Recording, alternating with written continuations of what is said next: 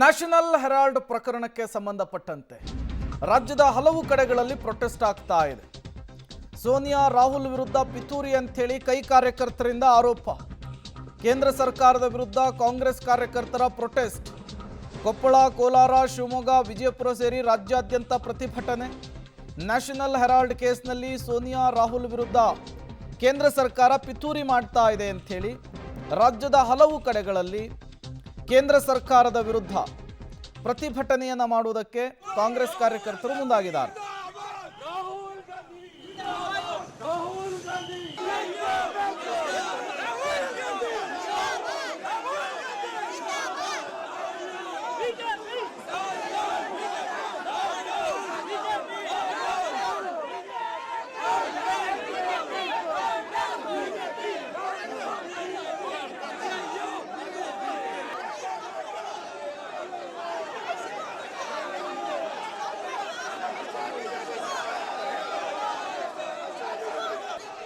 National Herald ಪ್ರಕರಣಕ್ಕೆ ಸಂಬಂಧಪಟ್ಟಂತೆ ಈಗಾಗಲೇ ಇಡಿ ಇನ್ವೆಸ್ಟಿಗೇಷನ್ ಅನ್ನು ನಡೆಸ್ತಾ ಇದೆ.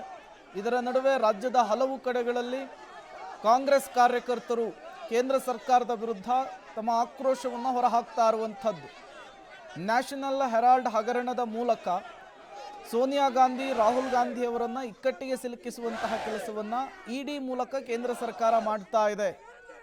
ಹಾಗಾಗಿಯೇ ನಾವು ಪ್ರೊಟೆಸ್ಟನ್ನು ಮಾಡ್ತಾ ಇದ್ದೇವೆ ಅಂಥೇಳಿ ಕೇಂದ್ರ ಸರ್ಕಾರದ ವಿರುದ್ಧ ಧಿಕ್ಕಾರವನ್ನು ಕೂಗಿ ಶಿವಮೊಗ್ಗ, ಕೋಲಾರ ಸೇರಿದಂತೆ ರಾಜ್ಯದ ಹಲವು ಕಡೆಗಳಲ್ಲಿ ಯೂತ್ ಕಾಂಗ್ರೆಸ್ನ ಕಾರ್ಯಕರ್ತರು, ಜಿಲ್ಲಾ ಕಾಂಗ್ರೆಸ್ನ ಕಾರ್ಯಕರ್ತರು ಬೀದಿಗಿಳಿದು ಹೋರಾಟವನ್ನು ಮಾಡಲಿಕ್ಕೆ ಮುಂದಾಗ್ತಾ ಇದ್ದಾರೆ. ನೀವು ಕೂಡ ದೃಶ್ಯವನ್ನು ಗಮನಿಸ್ತಾ ಇದ್ದೀರಿ. ಕೈಯಲ್ಲಿ ಕಾಂಗ್ರೆಸ್ ಧ್ವಜವನ್ನು ಹಿಡಿದು ರಾಹುಲ್ ಮತ್ತು ಸೋನಿಯಾ ಗಾಂಧಿ ಅವರನ್ನು ಇಡಿ ಇಕ್ಕಳದಲ್ಲಿ ಸಿಲುಕಿಸೋದಕ್ಕೆ ಕೇಂದ್ರ ಮುಂದಾಗ್ತಾ ಇದೆ, ಅದಕ್ಕೆ ನಾವು ಬಿಡೋದಿಲ್ಲ ಅಂಥೇಳಿ ದೊಡ್ಡ ಮಟ್ಟದಲ್ಲಿ ಆಕ್ರೋಶವನ್ನು ಹೊರಹಾಕ್ತಾ ಇರುವಂಥದ್ದು.